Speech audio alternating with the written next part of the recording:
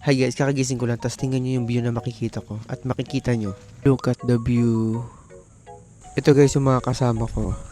Dalawa yung tent na namin guys, dinala kasi nag-camping kami. Ito lang kami guys, nag-camping sa Sanctuary, Maragondon, Cavite. Inayos na namin guys yung tent kasi magkatanghali na. Tara guys, igagalaw kayo dito sa sa Sanctuary, Maragondon. Huwag kayo mag-expect na puro sand dito kasi puro bato dito. Di ba napapansin nyo ito? Oh, pero ang ganda niya. Napakita ko sa inyo dito. Pwede kayo bumaba. So meron kami dito kasama guys na nagka-camping din. O tingnan nyo naman di ba? Ang ganda ng view dito. From dito tas dito ang lalim. Kaya mo lumangoy, kaya mo tumalon diyan. Not sure lang guys kung nakikita nyo na super ang taas ko tas nandito yung talunan, di ba? Nakakalula. Pero ang linis talaga ng tubig niya. Lipat naman tayo sa kabila guys. Ayan, dito yung mga maraming tao. Kami dito konti lang. Oh, look. Oh, di ba?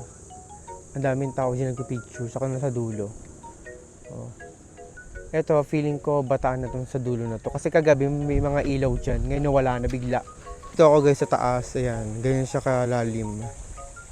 Oh, pero yung tubig is super linaw. Saka malalim 'yan.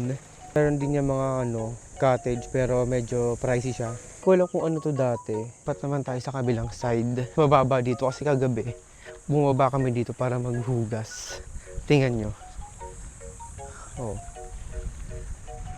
'Di ba? Punta ka dito, kailangan magaling ka lumangoy talaga.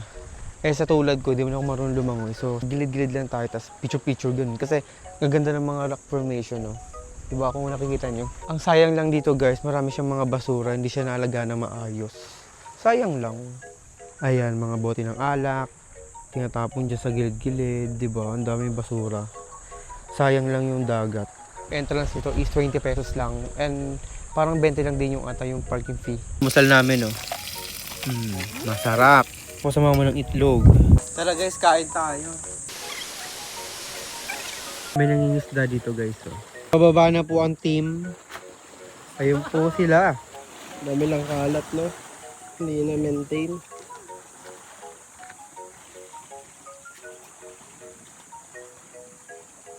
Hi Nia! Walang takot eh. Dito lang tayo guys sa Jedli. Nod-nod lang.